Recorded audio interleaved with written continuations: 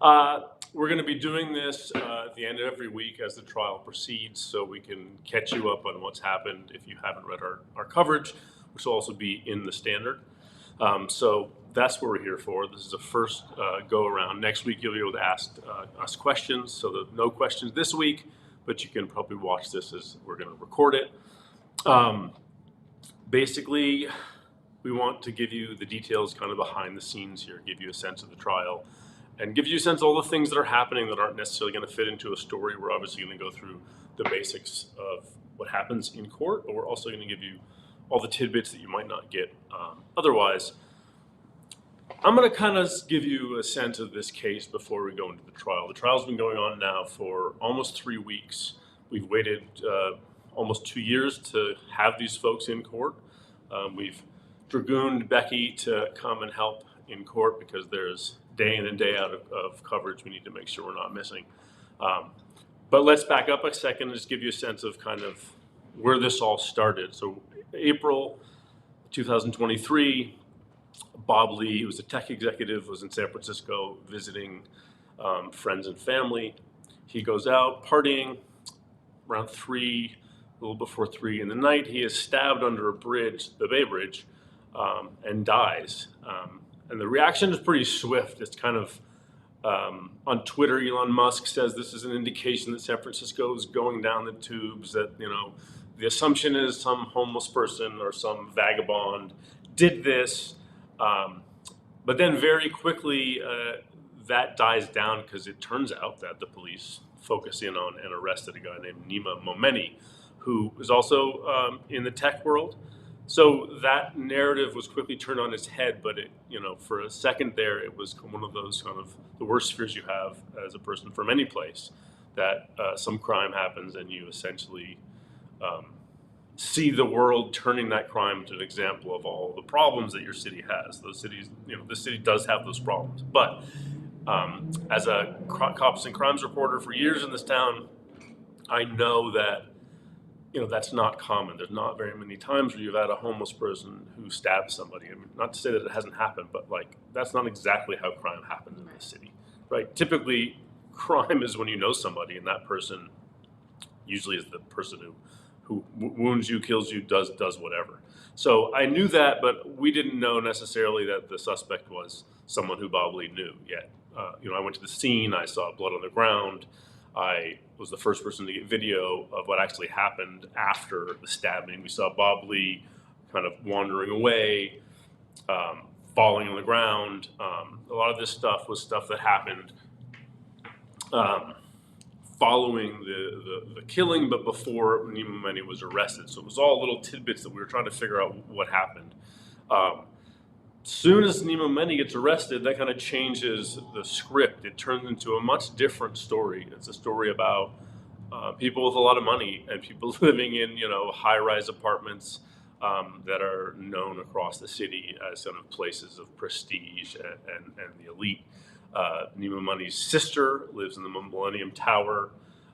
Some of the kind of before and after aspects of what prosecutors said happened occurred there. So this is what we start learning as the case starts proceeding, right? The prosecution puts out some documents and they go, this is our version of the events. Nima Momeni and Bob Lee were partying. Bob Lee apparently, you know, was involved in some kind of happening with Momeni's sister, Khazar Momeni.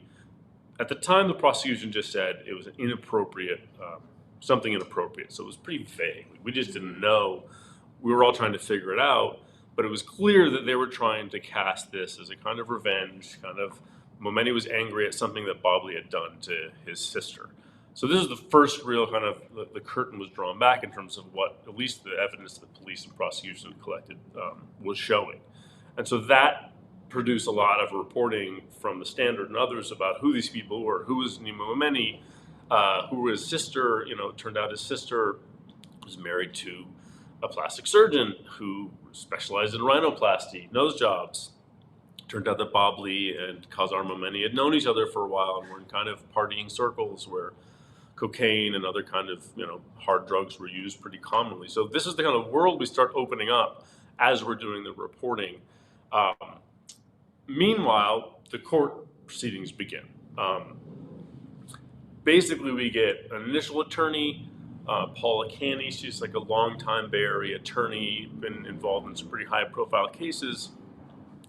But very quickly, Nima Momeni fires her, and so we don't have her as an attorney. And then we get these kind of high-flying Miami attorneys that Nima Momeni hires to come in and do the case, and they're folks who have represented rappers and folks in the media who are very much kind of full of salacious stories and that kind of thing. So it automatically kind of steps up the nature of the case. And on top of this, we have his sister, Kazar Momeni, appear at his arraignment with her husband, wearing like she's pretty just decked out. She has big glasses on. It looks like she's at a fashion shoot maybe.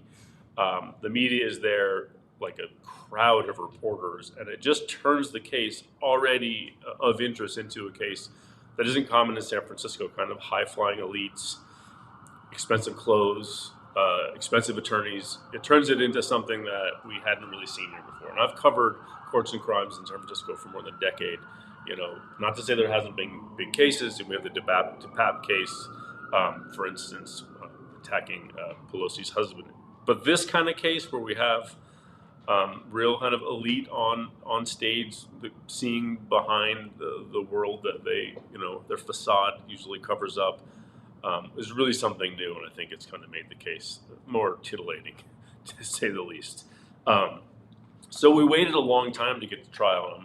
I'm going on, but I think this is important for all folks to know, to get a sense of kind of why we're still covering it. I've had people say, there's a quadruple homicide case in the course. Why aren't you covering that? It's not a bad question, but I think that this case kind of still holds a lot of interest for San Franciscans and the country. So we finally get trial 3 weeks ago. Before that, it was just lots of attempts to get the case moved to another jurisdiction. That was a failure. At one point, we published images of Momeni in jail after he allowed a photographer to take pictures of him. The defense team uses those photos to try to play up there. He won't get a fair trial in San Francisco because he's seen as a criminal. So there's been a lot of nooks and crannies that we've been kind of finding ourselves in and reporting. And I think finally the last thing before trial happened was the defense files some documents saying this is our case. This is what we're gonna put up when we get to trial, which is self-defense, which was pretty new. Nobody thought that was going to happen. At least I didn't. I think the idea that Momeni was going to try to make a claim that he was defending himself was novel. And on top of that, they also released this pretty interesting kind of detail in which the police were following Momeni in the week after he allegedly killed Bob Lee, and they videotaped him outside of his soon-to-be attorney's offices, pretending to stab someone and then tossing the knife in the air. And that seemed like, again, another detail that we hadn't known about. And so that gets us to the trial. Couple blocks away in the Hall of Justice, we call it, or 850 Bryant, if you've been in San Francisco a long time. And give us a sense of what the courthouse is like and what the building looks like for somebody who hasn't spent a lot of time there. Well, what's the courthouse like? Yeah, I've only covered the case for the last 2 days, Wednesday and Thursday. Now the trial didn't happen today. It's resuming on November 4th. What is it like? It looks like a classic government building, kind of concrete. There's security at the front, and then you go to the second floor, and that's in room 28 is where the case is happening. And there's a lot of video. I mean, there's a whole hall, and there's cases happening, but that, room 28, outside of it, there's video cameras and stuff because there's a lot of media covering this specific case. So, yeah. And no windows. No windows. You're sitting in there. And it's cold. And it kind of, the chairs look like you're in a high school auditorium, but more uncomfortable. Then the first 2 rows are reserved for Lee's family on the right, and then Momeni's family on the left. Which is a perfect pivot to the next kind of aspect of what we want to talk about, is just kind of who's in the court, what's happening there. like he was saying, we have on the right Bob Lee's whole family, his father, his brother, I believe his daughter, and his ex-wife, and a bunch of other folks. And on the other side of the court, you have most often Momeni's mother sitting alone. Khazar is a witness. His sister Khazar is a witness. But those are the folks you have in, aside from the media. I mean, I think there's Right. more media than anybody else in the room. So then we have the characters here who are coming in and leaving and testifying. We have a lot of cops. We have the prosecution. We have the inspector on the homicide unit who was leading this investigation. So he's sitting up next to the prosecutors. And then we have Momeni, usually in a gray suit, next to his 5 attorneys. Right? He has 4 attorneys from Miami and a local attorney who has to kind of be the representation in California. I was wondering about that. Why does he have so much? So the way it works is, well, why he has so many is probably because he can pay for it. Okay. They have a big team, but you can't represent someone in a state you're not barred to practice law in. So his whole team of 4 are all barred to practice law in Florida and I think some other states, but not in California. So it's a local attorney that is their kind of liaison here. He has to be in court all the time. But we also have folks like Khazar Momeni. She was on the stand last week.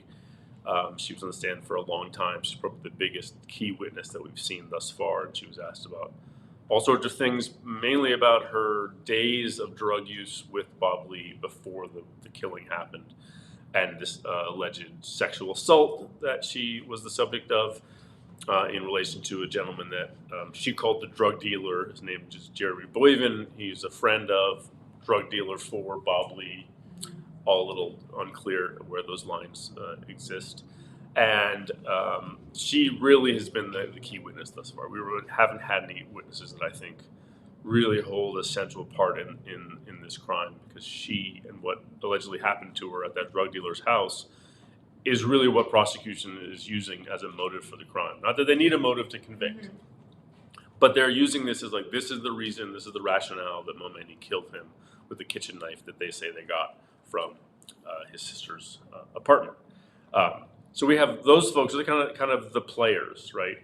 Any players that I'm missing that you can think of? So, no. We have Jeremy Boyven, Bob Lee. There are other friends. minor friends who are kind of at these parties. Yeah. Bo, the DJ, slash kind of minor tech guy.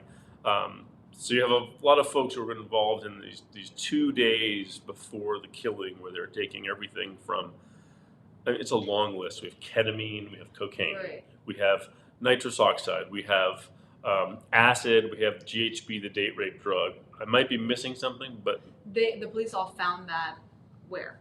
These were all testimony of Khazar last week. She testified all the drugs she took over these days, and it's been mind-boggling to think someone could not just die. Right. I mean, or fall over, or they could actually continue.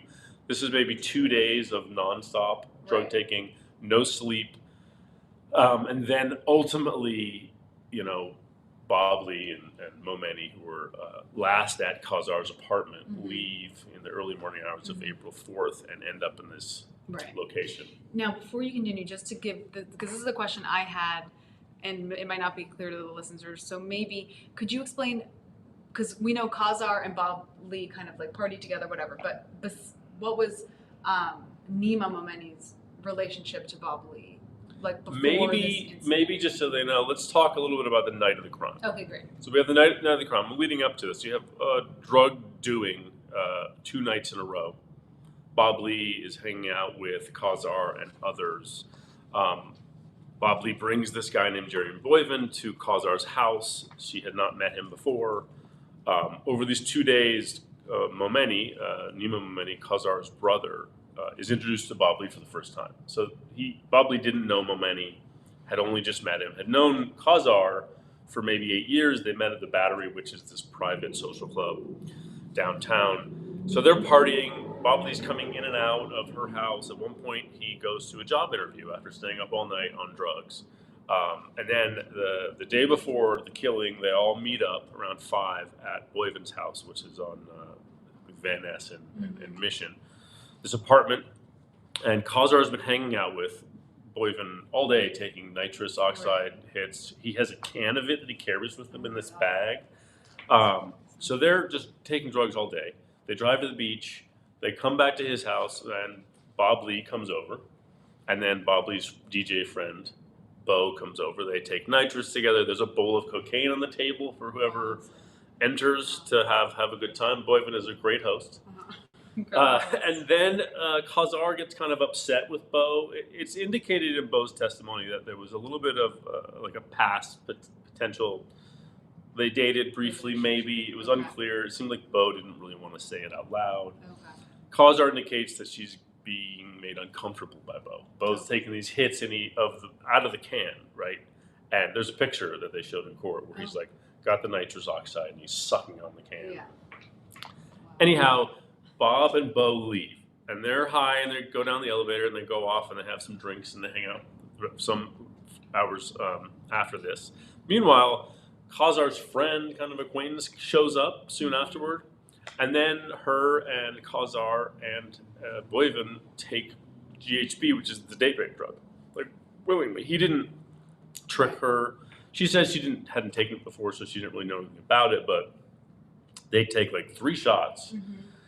She gets in a bathing suit to go to like the pool, but her friend doesn't want to go to the pool. And then at some point she says he pulled her pants down and grabbed and slapped her ass. That's the extent that she remembers about anything that could be categorized as an assault. And then she wakes up face down on his bed. And he comes in maybe his bathing suit or like underwear, and she starts kind of freaking out. This is all according to her testimony, right? She freaks out. She says, nothing happened, kind of trying to mollify him in some sense that you might do so he doesn't harm her anymore. And then she calls her husband, Dino Eliasnia, which is the plastic surgeon, and her brother. And then they come and get her, basically. But what's weird is you have like video of Boyven, Khazar, and her friend going down the elevator. And it looks like Khazar just got in trouble with her dad, and she's trying to like clean herself up. She's leaning on Boyven. It doesn't look like. Yeah, he's kind of gesturing like, get yourself together. Exactly. It doesn't look like some. Yeah. It looks like they just got in trouble from some authority. Then Khazar is taken home, and in other testimony, Khazar essentially says to her brother, "I was sexually assaulted," and she tells him what I said happened. Just that those 2 kind of potential things happened. She doesn't know anything else happened. And then her brother calls Bob Lee. And Bo testifies, because Bo's hanging out with Lee when the call happens. And he's like, what the hell happened to my sister? You were doing something inappropriate. Like, tell me what happened.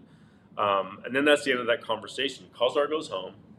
And then soon after this, maybe 3 hours later, Boyven shows up on video at Khazar's house.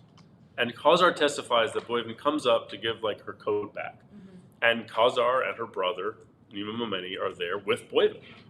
And she says on the stand that, he threatened Boyven, and then Boyven said, let's like have a fight downstairs. But then all was well, and he left, kind of without anything occurring, even though he's the guy that allegedly assaulted his sister. And then you see him kind of walking away in video. He goes away, and then Bob Lee shows up. And he comes up the elevator, and again, Khazar, who's the last person to see other than her brother, Bob Lee, alive, says, they were getting along just grand. They were just hanging out. They were talking. I finally was like, I don't feel good anymore because I'm on acid, ketamine, GHB, and numerous other things. So they leave. And at one point, she says on the stand that her brother helped put Bob Lee's shoes on as an indication that they were getting along and there was no animosity between them.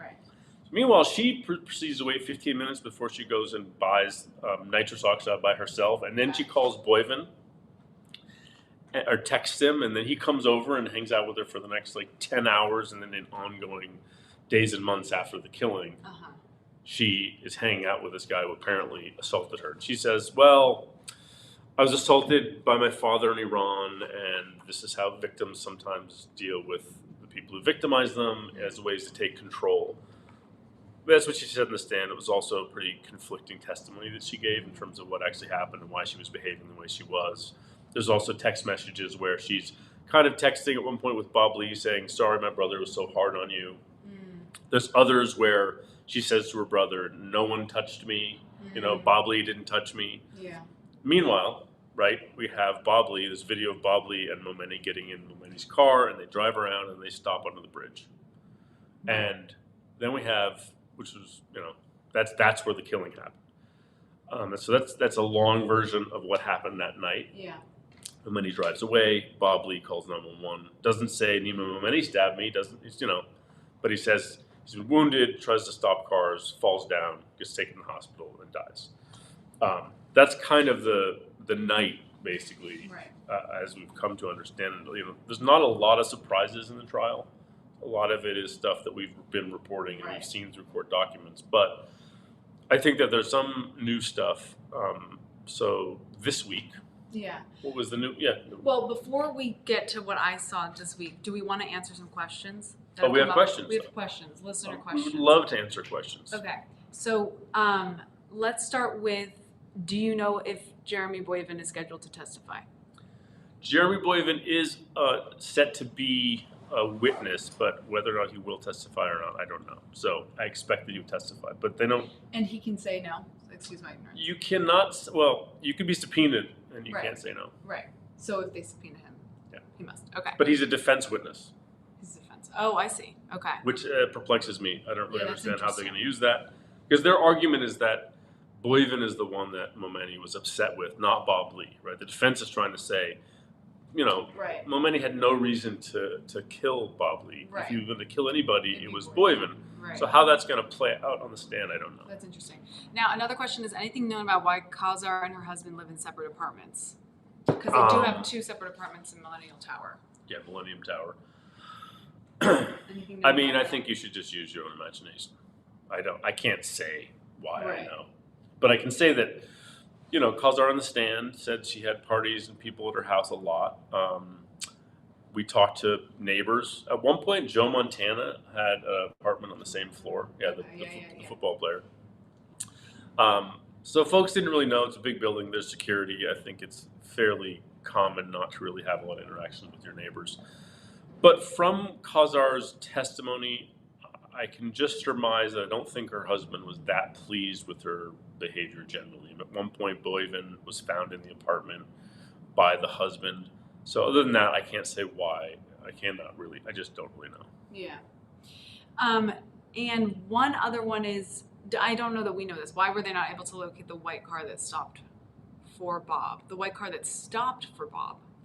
The white car that stopped. I didn't think that any car stopped. Okay, I know what this is about. So it's interesting because the day after this happened, I got to see some surveillance video, and it showed Bob stumbling away, and then he goes to the top of the street and he basically tries to stop this car. I think that what happened most likely was they couldn't get a license plate. They couldn't get enough information to find the car. Like, there was also a homeless man named Kendall Byrne that was stopped by police and not questioned. And just a side note, when we first learned about this, we had some police information about a Kendall Byrne, and we spent like days trying to figure out who Kendall Byrne was. Yeah. And it turns out he was nobody in terms of the case, but it's kind of an inside joke at this point. Like t-shirts, where's Kendall Byrne? That's like what we want to do at the point.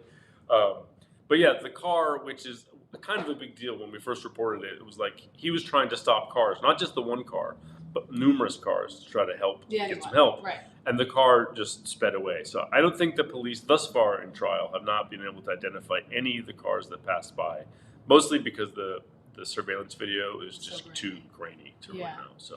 And when I'm recounting this to people in my life, they're like, "Oh, no one stopped." Have you talked? I mean, that's what people. It was so dark because it was like what time? Like it was. It was like 3 a.m. at this point. It was dark, and he's. I mean, the question is a guy who's bleeding and tries to stop your car. I mean, look, it's not a rough neighborhood in San Francisco. It's a pretty safe neighborhood, but it's still in the middle of the night. Right. And I just don't know what anybody would do in the middle of the night if, you're driving and somebody bloody tries to stop you. I know. I mean, that's horrifying, of course. But I was thinking that they couldn't see him because they couldn't see that he was. That's stabbed. possible too. I don't know So how they much thought blood he was on drunk him. or something. Yeah, I don't know. That's horrifying. But there's lots of reasons why people might not have stopped. I think both understandable and not understandable. Yeah. Okay. I think we'll continue from there, and then we Okay. can go back. So this week, I think what we're going to finally tell you is what happened this week in the courtroom. My colleague was gracious enough to spend most of the week in court, and I was in communication. So what did happen this week in court? So basically, in general, we heard from SFPD officers who testified, and then one criminologist, forensic scientist. So Wednesday was all SFPD officers who testified, and the most interesting portion of Wednesday's trial was basically the jury was looking at the grainy footage that shows ostensibly the moment where Momeni allegedly stabs Lee. Because we're kind of looking at the two men, Momeni's in white and Lee's in black, and they're in the white BMW and they're driving. And then we see under footage under the Bay Bridge. It's very grainy, and the two men are kind of like in the bottom corner. And from where I was sitting, I couldn't really see it, and it was hard to see in general because it was like zoomed in footage.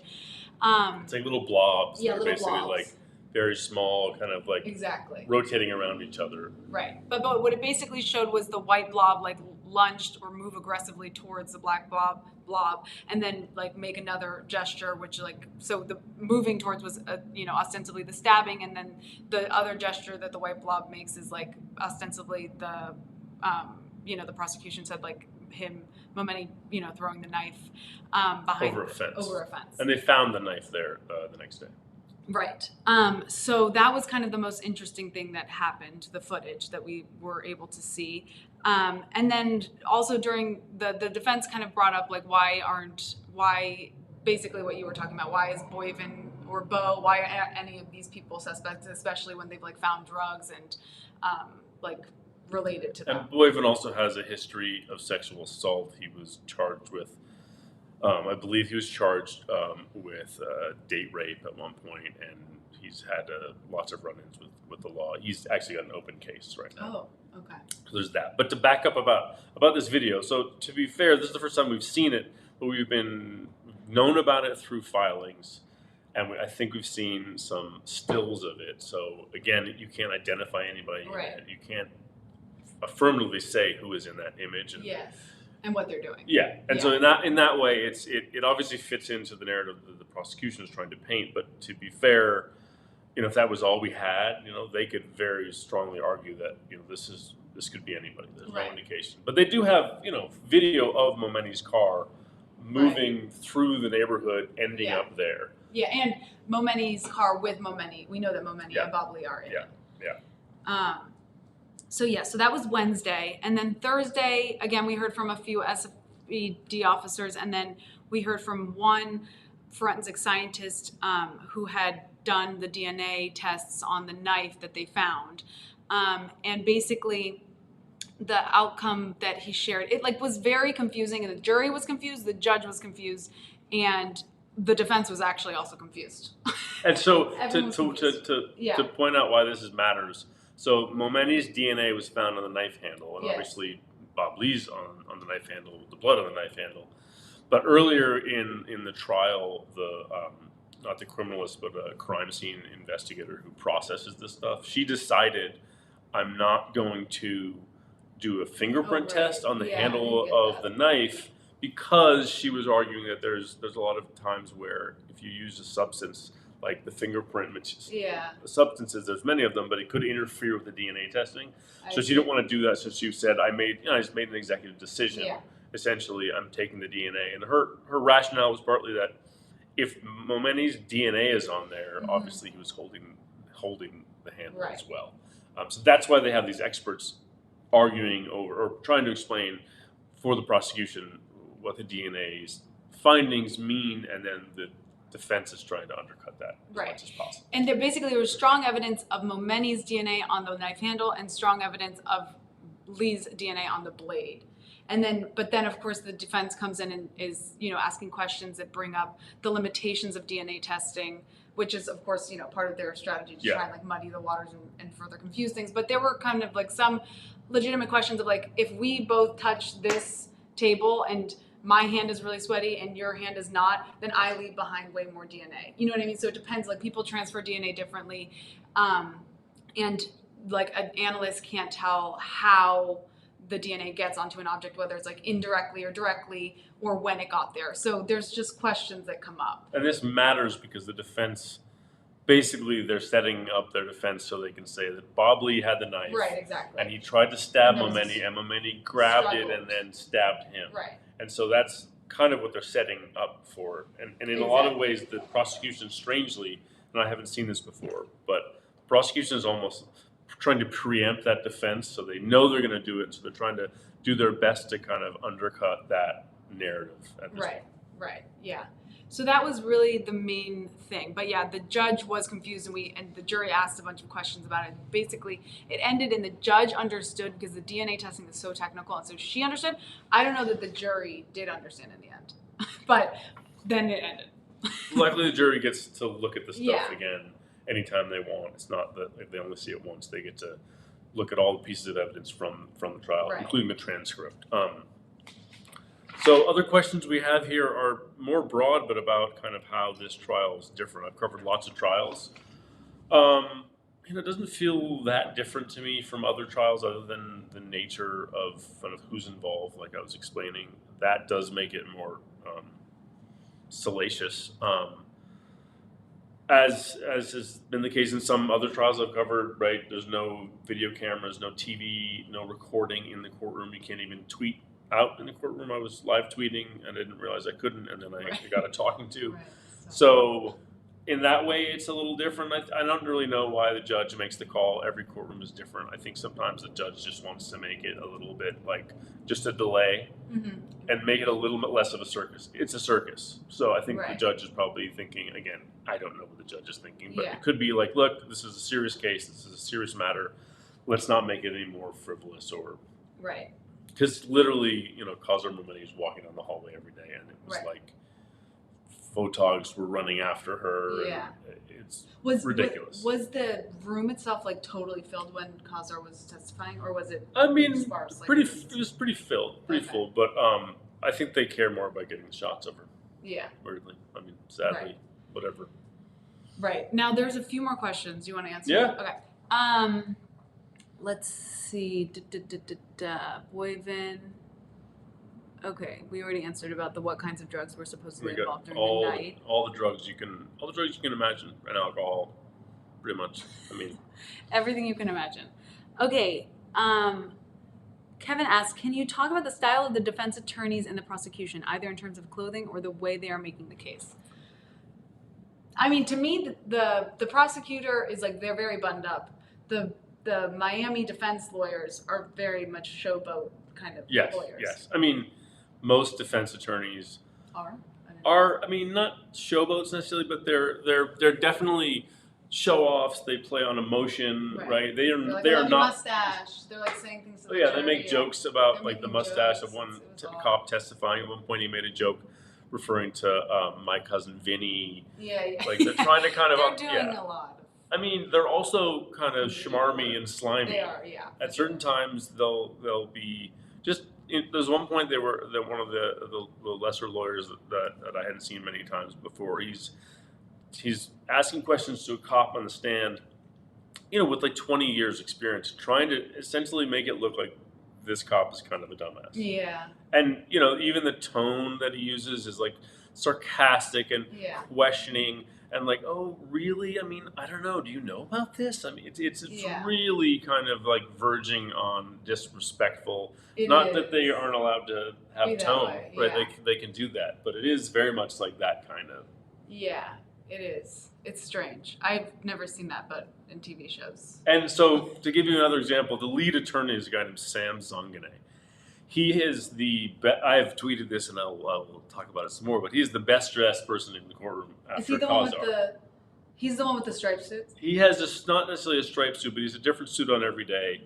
And the suits are, as far as I can tell, I've asked him and he wouldn't respond to me. I think they're tailored, they're bespoke suits. You can tell by their fit. Everyone else has nice enough suits, but he has just the nicest suits. Sometimes he Yeah. wears these like purple slippers with I was little. gonna say he was wearing a beige suit with white pinstripe yesterday, Yeah. and it seemed like a blue suede loafer, which was actually Yeah, I mean quite it's chic. it's quite fashion forward, I Very guess you might Miami. say. Yeah, very. It feels very Miami, but he also is the lead attorney, so I think his tone and his approach is to, kind of arch questioning, eyebrow raising, but not like an attack dog, right? I think he wants to make the jury like him a little bit. You don't want the jury to Yeah. hate him, and then his counterpart Cohen, who is kind of the dopey, Yeah. the big dude, big white guy with the Yeah. bald head, and he's kind of Yes. like making the jokes, like, "Hey, I'm just a jokey Yeah. guy up here." That's his approach. Right. And there's two lesser attorneys, a woman and a man, who are kind of used as kind of minor attack dogs, as far as I can tell. Yeah. And they're always clicky clacking Yeah, away. and then the prosecution is, as always, very ramrod straight. Yeah. They seem to wear the same suit, like the guy from the Right. same place, um, and they're gray usually, and it's like institutional. And Yeah. they're very serious because Right. they represent the state, and I think that comports with general Yeah. prosecutorial appearance, as far as I can tell. Right. And let's see. The jurors, I can't say much about their clothing, to be fair. The Yeah. journalists aren't exactly stellar dressers, alas. But also, if you don't live in San Francisco, I'm going to remind folks from outside the city, this isn't exactly a town that's known for its sartorial excess. Maybe it's excess, but not its finesse, which is a shame. It's not a city where most people wear suits. I mean, I think Sure. the courthouse is maybe one of the places where Yeah, you people see are that like many that. suits. Yeah. But That's true. there's Patagonia puffies and, I don't know, Bike Messenger. I didn't know what their fashion would be called, even though I kind of ape it sometimes. Okay, now what has Nima's demeanor been during the trial, they ask? I mean, Nima sits there pretty quietly. He has a new haircut, or newish, because when he was arrested, he used to shave his head completely bald. Yeah, I was confused. So now he has kind of a short cropped haircut, a little longer than mine. He has more hair than me. But I mean, he's kind of conferring quietly. Very composed. Very composed. He used to do a thing when he came in like the orange jumpsuit, which all prisoners in San Francisco County jails wear. He would kind of put a heart up for his mom, and his mom would put one up for him. Interesting. But now he's just wearing the suit. I saw the first day, I think, of course, she came in with like 2 different suits for him. So I think she brought the suits for him to wear during the trial. I mean, and it's fair if you are a defendant and you're wearing like jail garb, Right.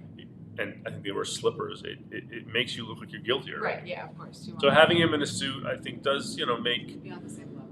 on the same level. Yeah. And this is important too, because the jury can be influenced in lots of different ways. One instance of this, I think it was last week.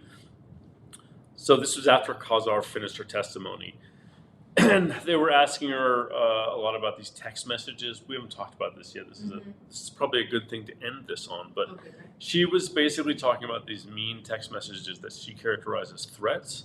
Turns out there were text messages between Krista Lee, Bob Lee's ex-wife, and a friend of hers, trying to kind of figure out like how to find her. They seemed to think that the police couldn't find Kazar.